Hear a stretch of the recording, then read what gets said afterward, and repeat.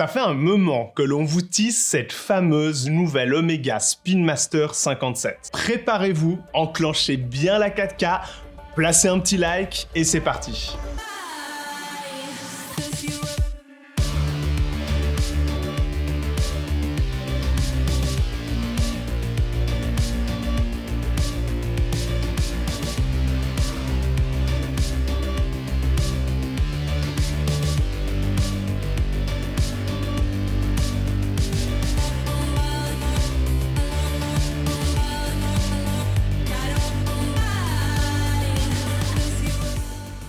Hello tout le monde, on espère que ça joue, on est content de vous retrouver aujourd'hui pour une nouvelle vidéo. Et avant de commencer à vous parler de cette fameuse nouvelle Omega Spin Master 57, avec Jonas on pense que c'est assez important de vous mettre un petit peu de contexte finalement. Le pourquoi du comment on a eu cette montre, qu'est-ce qui s'est passé entre le temps de la réception à aujourd'hui, la vidéo qui est publiée sur YouTube. Enfin il y a pas mal de choses à vous raconter. On a reçu cette montre il y a à peu près 1 mois et demi, donc ça fait d'elle l'une des montres qu'on a eu le plus longtemps à tester sur la chaîne. C'est vrai. Et c'est cool parce que c'est pas n'importe quelle montre. On va pas se plaindre. Il y a 3 semaines environ, on a été invité par la manufacture Omega à faire la visite de tout leur bâtiment. On en a pris plein les yeux et ça nous a surtout permis de nous immerger à fond dans l'univers Omega. Vous vous doutez bien que Jonas et moi sommes pas mal en mood Omega finalement ces dernières semaines, ou finalement ces dernières années, je ne sais pas. C'est assez le bon moment pour vous parler de cette nouvelle Omega Spin Master 57. Omega a une nouvelle fois voulu réinterpréter la toute première Omega Spin Master de la planète. Tout à fait. Et comme son nom l'indique, elle est de 1957, la première Omega Spin Master. Mais ils ont vraiment voulu lui redonner un twist, enfin, on vous en dit pas trop. Il faut savoir que cette fameuse nouvelle Spin Master se range cette fois-ci dans la collection des héritages. Vous le savez, on vous l'avait déjà dit l'année passée en 2021, quand on avait fait la review des chronoscopes, où on vous avait un peu listé les différentes collections. Et là, c'est pas une de compteur, mais bien une héritage. Et ce qui est génial avec cette petite particularité, elle vient se placer tout droit à côté de modèles comme par exemple typiquement la Omega Spin Master 321. Pour Jonas et moi, ça suffit un petit peu, rien que de savoir qu'elle se range déjà dans la collection héritage, pour nous exciter un peu, pour nous dire ah ouais, a priori, cette montre va être folle. Ouais, mais c'est clair qu'il ne faut pas confondre la Moonwatch et puis les modèles héritage. On n'est pas dans la même philosophie. La Moonwatch est apparue en 1969, à peu près dans ces alentours-là. Il y a eu les pré-Moon un petit peu avant, 65, et après il y a eu les Moonwatch. Ouais, c'est ça. Justement, là, on n'est pas du tout dans le même délire, et on va vous expliquer pourquoi. On est sur un modèle de 1957, c'est ça. Donc on n'était pas encore dans l'idée d'aller marcher sur la Lune. Non, pas du tout. C'est d'ailleurs une des raisons phares qui fait qu'on pourrait éventuellement préférer se tourner vers un modèle comme cette nouvelle Spin Master 57 plutôt qu'une Moonwatch classique, parce qu'on est sur une toute autre vision de la Spin Master en fait. Mais maintenant, l'objectif, c'est de savoir si Omega ont réussi à réinterpréter ce fameux modèle Spin Master 1957. Et les origines de la Spin Master. Exact, avec un petit twist, avec le petit truc qu'il faut. Start it up.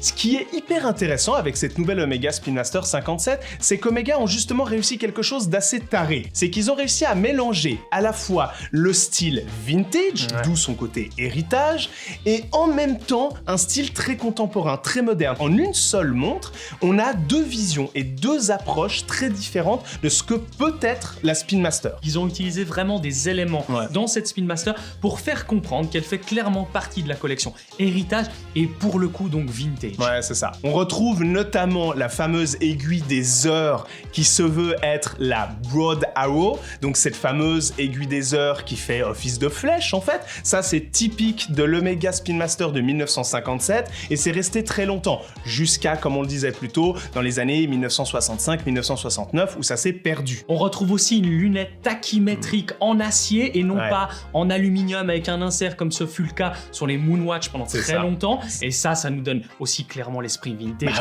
en acier, donc c'est bien respecté. C'est d'ailleurs une chose que j'adore. Et évidemment, une des choses qui nous saute aux yeux très rapidement, c'est cette carrure de montre. On voit qu'il diffère énormément de la Moonwatch classique, très commune, où il n'y a pas les twist and locks, donc ces fameux cornes qui viennent plonger à la fin. On n'a pas de garde-couronne qui viennent manger un petit peu les poussoirs du chronographe, la couronne évidemment, et puis on a des cornes toutes droites, vraiment très classiques, typiques des années fin 50, début 60. Et on a aussi un truc qui nous a plu énormément et on y reviendra tout à l'heure, c'est son fameux bracelet en acier que tout le monde nomme le Flatlink.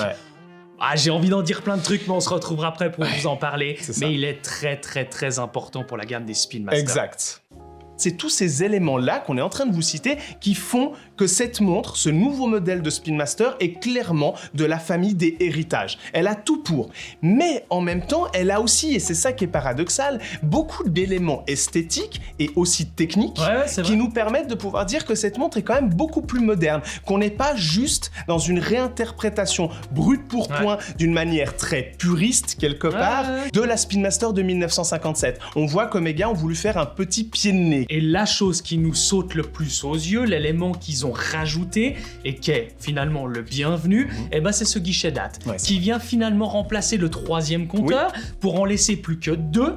Mais à la différence, c'est que ça leur a permis justement d'assumer les 2 compteurs restants et de venir les agrandir pour une plus grande lisibilité. Et ça c'est cool.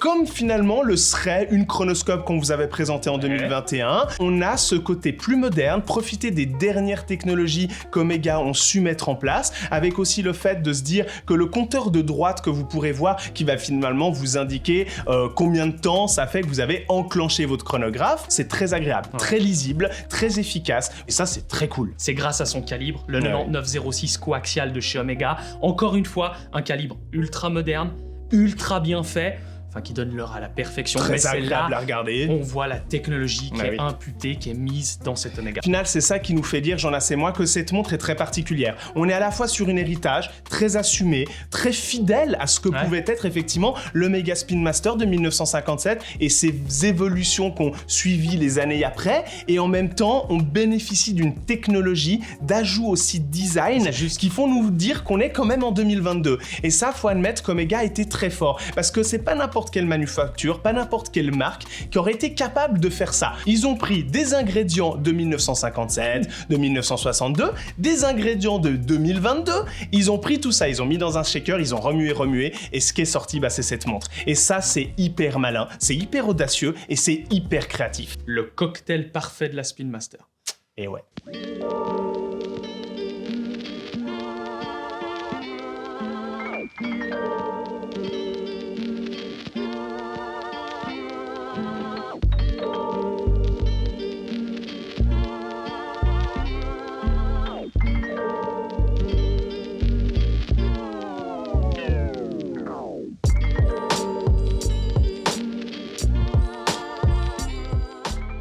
Finalement, nous, on a choisi le cadran noir. C'est clair que c'était quelque chose qu'on avait vraiment envie de faire la review. Clairement. C'est notre modèle préféré, clairement. L'analyse qu'on peut se faire après plus d'1 mois et demi qu'on la porte chacun au poignet à tour de rôle, sans trop se bagarrer, parce qu'on a toujours envie de l'avoir au poignet, c'est qu'on se doute bien que certains ou certaines puristes vont avoir un petit peu quelque chose entre la gorge. Là. Alors oui, il n'y a pas de logo appliqué, comme à la bonne vieille époque, qui est très cool, qui est posé à 12 heures. C'est quelque chose qu'on aime assez bien. Oui, c'est vrai.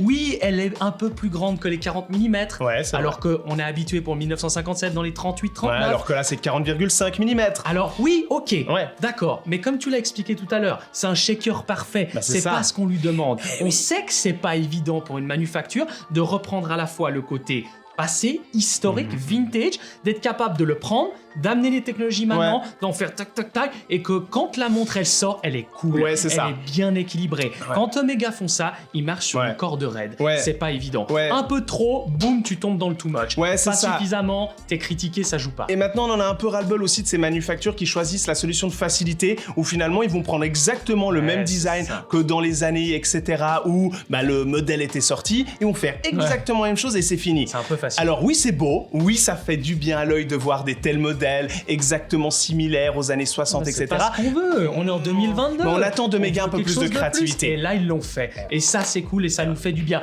Et d'autant plus qu'on sait que les Spin Master, il y en a beaucoup de différents. Ouais, et si vous avez envie du modèle purement, le plus proche qui existe, eh ben il existe. Oui. Alors il est en or blanc, il coûte une sacrée quantité d'argent. 80 000 balles. Voilà, ouais, où vous attendez des modèles anniversaires, comme ce fut le cas de la trilogie. Et là, on est très proche. Mais en attendant, quand ils sortent un nouvel modèle Omega, ils vont oser, ils vont faire des trucs. Et c'est cool.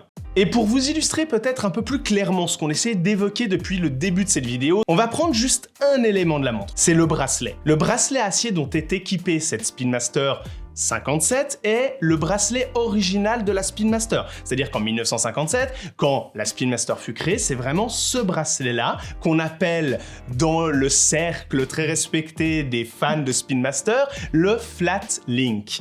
Ce bracelet-là, il est légendaire, il est très connu, il est très beau et connu pour être très agréable au porter. Et ce qui est génial, c'est que là, Omega ont réussi à faire exactement ce qu'on vous dit depuis le début de cette vidéo. C'est-à-dire qu'ils ont réussi à reprendre l'esthétique globale de ce Flat Link, tel qu'il était dans les années 60, mais de lui apporter totalement cette technologie de 2022. C'est-à-dire qu'on a des maillons totalement usiné à la perfection.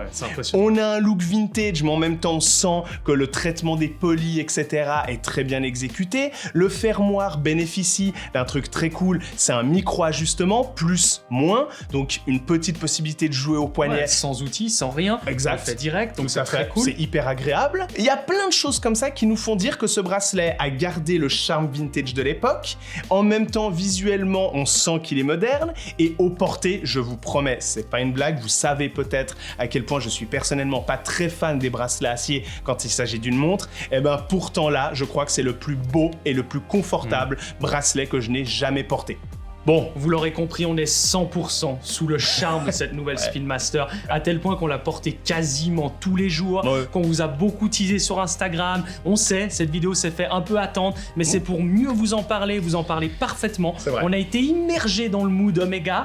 Et puis, un truc qu'on a découvert et qui est très cool, alors oui, nous on a choisi la version noire cadran sandwich, mais il existe aussi d'autres versions colorées. Et ça, c'est très chouette parce que je trouve que ça pousse encore le côté moderne un poil plus. Les gens qui se reconnaîtront sur quelque chose d'autre, un peu plus fun peut-être, un peu plus coloré, ils auront leur mot à dire, ils auront leur truc. Et vous imaginez bien que pour toute cette technologie, un sacré calibre, tout ce qui a été mis dedans, ça a un prix, c'est normal, c'est Omega, ça coûte de l'argent, mais c'est bien foutu. Et vous avez une sacrée montre, comme la mienne que je garde depuis des années, juste pour la petite anecdote, c'est 8600 francs sur bracelet acier. Mais on peut vous promettre que pour ça, vous avez une montre de malade mental. Ouais, c'est bien vrai.